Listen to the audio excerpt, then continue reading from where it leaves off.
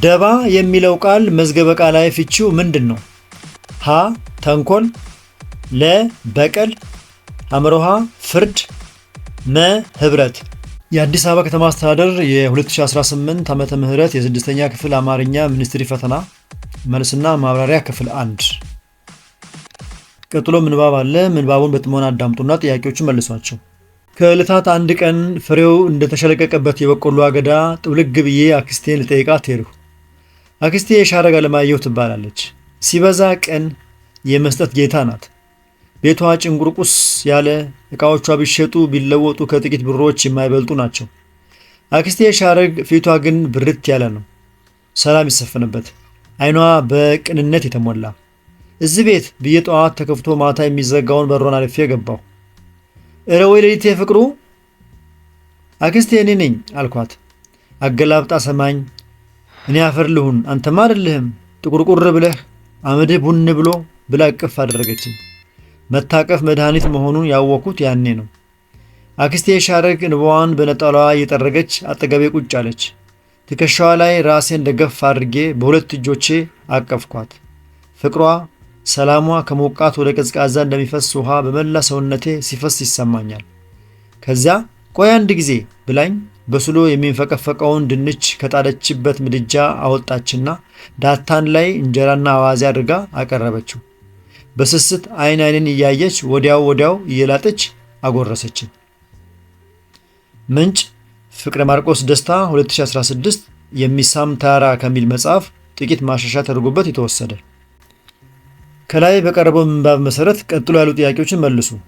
ጥያቄ ቁጥር 1 በምንባቡ መሰረት ጥውልግ ብዬ የሚለው ሐረግ አውዳዊ ፍቺው ምንድን ነው? ሀ ደክሜ፣ ለ ታምሜ፣ ሐመሮሃ ሰንፌ፣ መ ወድቄ።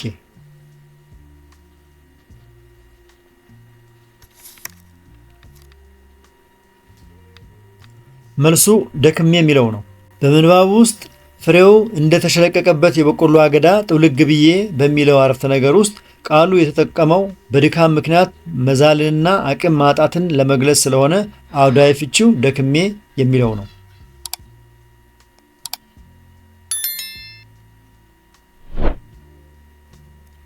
ሁለተኛ በምንባቡ ውስጥ ዳታን የሚለው ቃል አውዳዊ ፍቺው ምንድን ነው? ሀ ጠረጴዛ፣ ለ ምጣድ፣ ሐመሮሃ ትሪ፣ መ ድስት።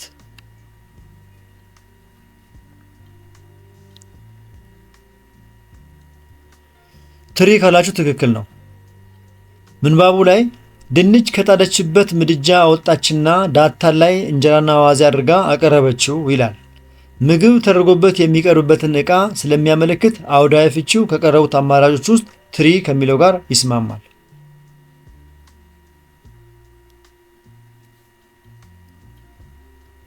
ሶስተኛ ከላይ የቀረበው ምንባብ ዋነኛ መልእክቱ ወይም ጭብጡ ምንድን ነው? ሀ ስስት፣ ለ የመታቀፍ መድኃኒትነት፣ ሐመሮሃ መጎሳቆል፣ መ የቤተሰብ ፍቅር።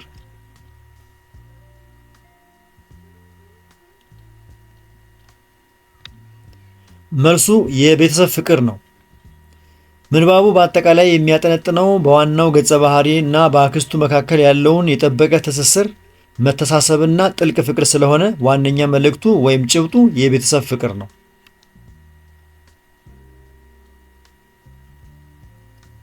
አራተኛ ምንባቡ የቀረበበት የአንቀጽ ማስፋፊያ ስልት የቱ ነው?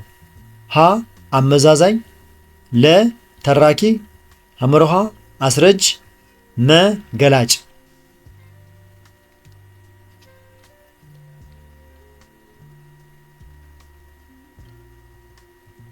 መልሱ ተራኪ የሚለው ነው።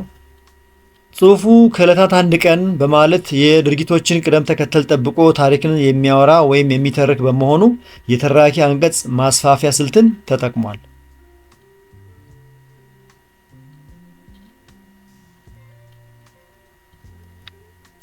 ምንባብ 2 ቀጥሎ ያለው ምንባብ በጥሞና አዳምጡና ጥያቄዎችን መልሱ። እንዲህ ይላል ምንባቡ። የንቦችን ያህል በስርዓት የተደራጀ የእንስሳት ዝርያ የለም። በአንድ ቀፎ ውስጥ የሚኖረው የንብ ሰራዊት በ3 ይከፈላል።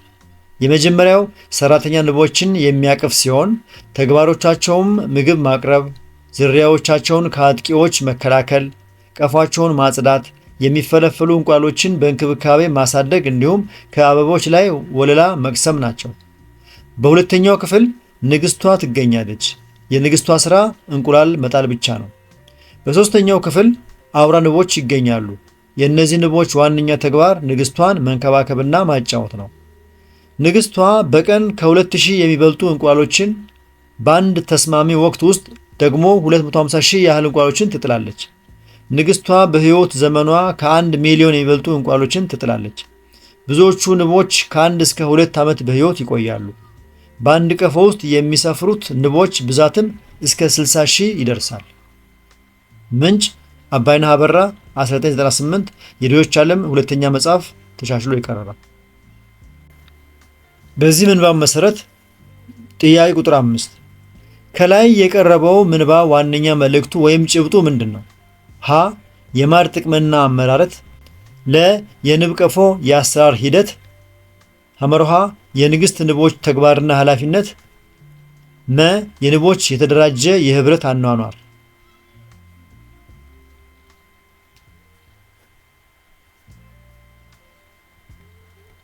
መልሱ የንቦች የተደራጀ የህብረት አኗኗር የሚለው ነው። ምንባቡ ስለ ንቦች ስርዓት በሶስት ክፍል ተከፍለው በስራ ክፍፍልና በህብረት እንዴት ተደራጅተው እንደሚኖሩ የሚያብራራ በመሆኑ ጭብጡ የንቦች የተደራጀ የህብረት አኗኗር የሚለው ነው። የተከበራችሁ የዚህ ቻናል ተከታታዮች እስካሁን በቀረቡ ጥያቄዎች፣ መልሶችና ማብራሪያዎች ላይ አስተያየት፣ ጥቆማ፣ ጥያቄ ካላችሁ አስተያየት መስጫው ላይ አስቀምጡ። ከተመቻችሁ አሁኑ ላይክ አድርጉ። ሌሎቹ እንዲያገኙት ከፈለጋችሁ ሼር አድርጉላቸው። እየፈጠንኩ ወይም የዘገየው ከሆነ ቪዲዮን ያስቆማችሁ ተከተሉ። እንቀጥል።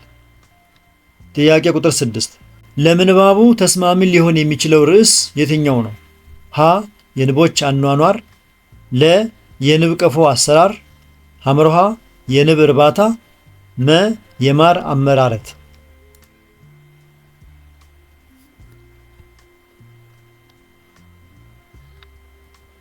መልሱ የንቦች አኗኗር የሚለው ሲሆን ጽሑፉ በሙሉ ትኩረት አድርጎ የሚያስረዳው ስለ ንቦች ማህበራዊ አወቃቀር፣ ስራዎቻቸውና በህይወት ስለሚቆዩበት ሁኔታ ስለሆነ የንቦች አኗኗር የሚለው ርዕስ ተስማሚ ነው።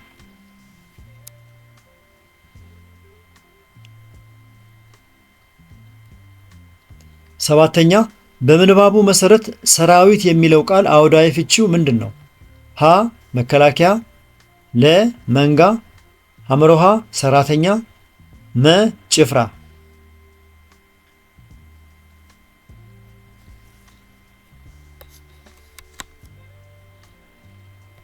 መልሱ መንጋ ነው። በአንድ ቀፎ ውስጥ በብዛት ተሰብስበው የሚኖሩትን የንብ ስብስብ ወይም ማህበር የሚገልጽ በመሆኑ ለእንስሳትና ነፍሳት ስብስብ የሚሰጠው አውዳዊ ፍች መንጋ ወይም የንብ መንጋ የሚለው ነው።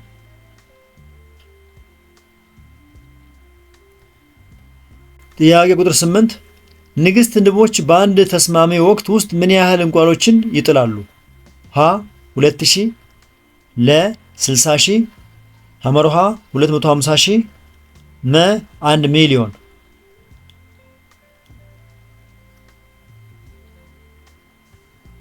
ትክክለኛው መልስ 250,000 ነው። በምንባቡ ውስጥ በግልጽ ንግስቷ በቀን ከ2000 የሚበልጡ እንቁላሎችን በአንድ ተስማሚ ወቅት ውስጥ ደግሞ 250,000 ያህል እንቁላሎችን ትጥላለች ተብሎ ተቀምጧል።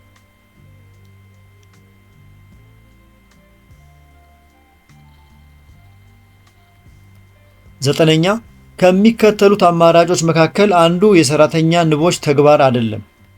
ሀ ምግብ ማቅረብ፣ ለ እንቁላል መጣል፣ ሐመርሃ ዝርያዎቻቸውን ከአጥቂዎች መከላከል፣ መ ከአበቦች ላይ ወለላ መቅሰም።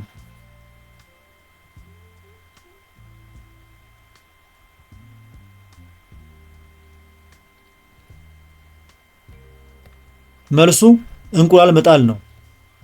በምንባቡ መሰረት እንቁላል መጣል የንግስት ንብ ስራ ብቻ ሲሆን ምግብ ማቅረብ፣ መከላከልና ወለላ መቅሰም ግን የሰራተኛ ንቦች ተግባራት ናቸው።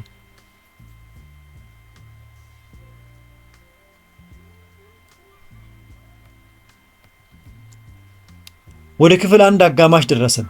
የተከበራችሁ የዚህ ቻናል ተከታታዮች እስካሁን በቀረቡ ጥያቄዎች መልስና ማብራሪያዎች ላይ አስተያየት፣ ጥቆማና ጥያቄ ካላችሁ አስተያየት መስጫው ላይ አስቀምጡ። ከተመቻችሁ ላይክ አድርጉ። ሌሎቹ እንዲያገኙት ከፈለጋችሁ ሼር አድርጉላቸው። በዚህ ቻናል ላይ የተለያዩ የስድስተኛ ክፍል የሚኒስትሪና ሞዴል ጥያቄዎች በብዛት ስለሚገኙ እነሱን በቀላሉ ለማግኘት ቻናሉን ሳብስክራይብ አድርጉ። እየፈጠንኩ ወይም የዘገየው ከሆነ ቪዲዮን ያስቆማችሁ ተከተሉ። ጥያቄ ቁጥር 10 በአንድ ቀፎ ውስጥ የሚሰፍሩ ንቦች ብዛት ምን ያህል ይሆናል? ሀ 1 ሚሊዮን፣ ለ 250 ሺህ፣ ሐመሮሃ 500 ሺህ፣ መ 60 ሺህ።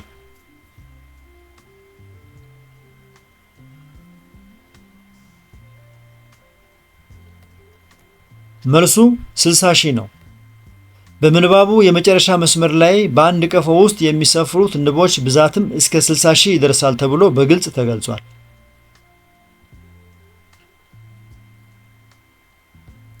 11ኛ ካነበባችሁት የሚለው ቃል ተነጣጥሎ ሲጻፍ ዳሽ ይሆናል። ሀ ከ አነበባችሁ፣ ት ለ ከ አነበብ አችሁት፣ ሐመሮሃ ከ አነበብ አችሁ ት መ ካነበብ አችሁ ት።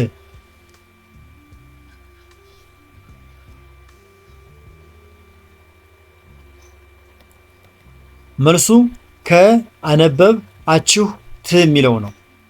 ይህ ቃል ሲነጣጠል ከቅድመ ቅጥያ፣ አነበብ የግስ መነሻ ወይም አካል፣ አችሁ የብዙ ቁጥር አመልካች መድብል እና ት ድህረ ቅጥያ ወይም ተሳቢ በመሆን በምዕላድ ደረጃ በዝርዝር ይነጣጠላል ማለት ነው።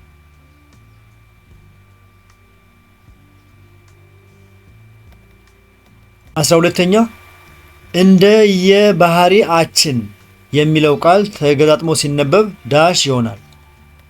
ሀ እንደ ባህሪያችን፣ ለ እንደ የባህሪያችን፣ ሐመሮሃ እንደ የባህሪያችንን፣ መ እየባህሪያችን።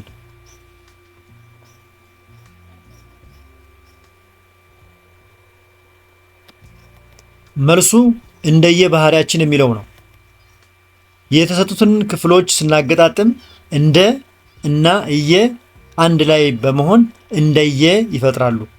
ባህሪ ከአችን ጋር ሲዋሃድ ባህሪያችን ስለሚሆን በአጠቃላይ እንደየ ባህሪያችን የሚለው ትክክለኛ ቃል ይወጣዋል ማለት ነው።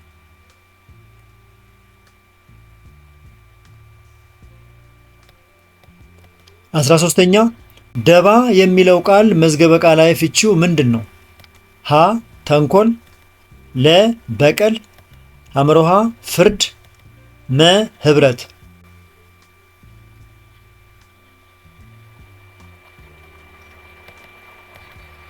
ተንኮል ካላችሁ ትክክል ነው።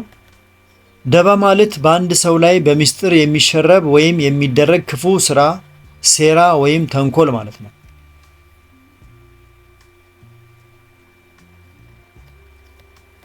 14ኛ ቆፈን ለሚለው ቃል ተቃራኒ ፍቺው ምንድን ነው? ሀ ቆዳ፣ ለ ቅርፊት፣ ሐመሮሃ ብርድ፣ መ ሙቀት።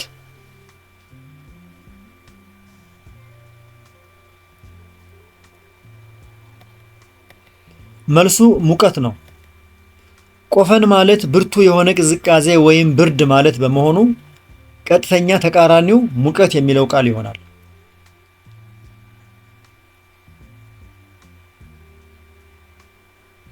እንቀጥል።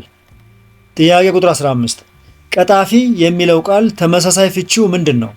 ሀ ታማኝ፣ ለ ውሸታም፣ ሐመሮሃ ነጣቂ፣ መ ሐቀኛ።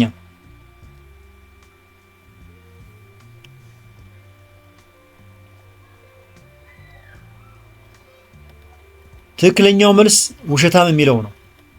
በአማርኛ ቋንቋ አጠቃቀም ቀጣፊ ማለት እውነታን የሚያጣምም የማይደረገውን ሆነ የሚል ወይም ውሸታም ማለት ነው። የተከበራችሁ የዚህ ቻናል ተከታታዮች እስካሁን ከቀረቡ 15 ጥያቄዎች ስንቶቹን በትክክል አገኛችኋቸው? በጣም ጥሩ። እንቀጥል።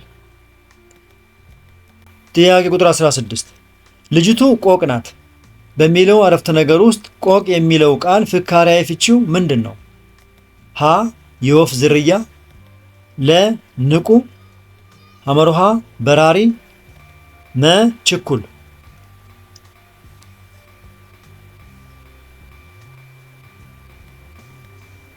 ንቁ ካላችሁ ትክክል ነው። ቆቅ የተባለችው ወፍ አካባቢዋን ጠባቂና በቀላሉ የማትያዝ ፍጡር በመሆኗ በምሳሌያዊ ወይም ፍካሪያዊ አነጋገር አንድን በጣም ብልህ አስተዋይና ንቁ የሆነን ሰው ለመግለጽ ቆቅ ነው ወይም ቆቅ ናት ይባላል።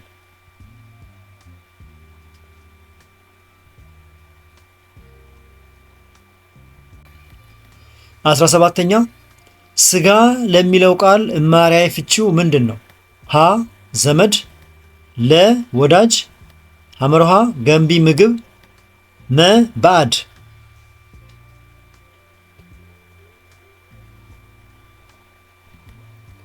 መልሱ ገንቢ ምግብ ነው። እማሪያዊ ፍቺ ማለት የአንድን ቃል ቀጥተኛ ወይም የመጀመሪያ መዝገበ ቃላዊ ፍቺ ማለት ነው። ስጋ የሚለው ቃል ቀጥተኛ ትርጉሙ ከእንስሳት የሚገኝ የሰውነት አካል ወይም ገንቢ ምግብ ሲሆን ዘመድ የሚለው ግን ፍካሪያዊ ወይም ምሳሌያዊ ፍቺው ነው።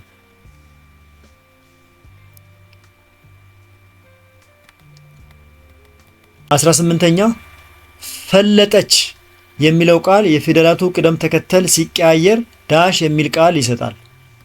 ሀ ለፈጠች፣ ለ ፈጠለች፣ ሐመርሃ ጠፈለች፣ መ ጠለፈች።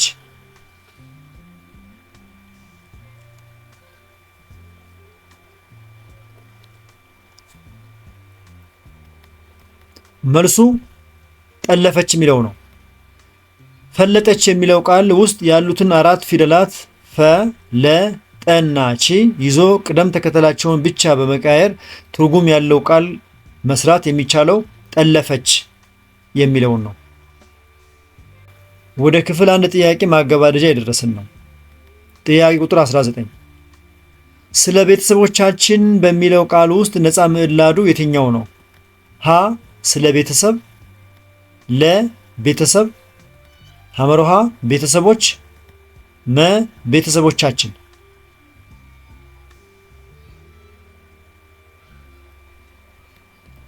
መልሱ ቤተሰብ የሚለው ነው።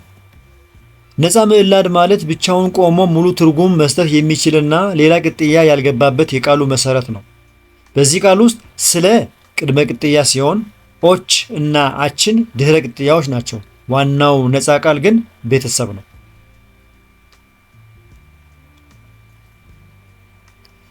የክፍል 1 የመጨረሻ ጥያቄ ጥያቄ ቁጥር 20 መምህራችን በሚለው ቃል ውስጥ ጥገኛ ምዕላዱ የትኛው ነው? ሀ መምህር አችን፣ ለ መምህራችን አችን፣ ሐመርሃ አችን፣ መ ችን።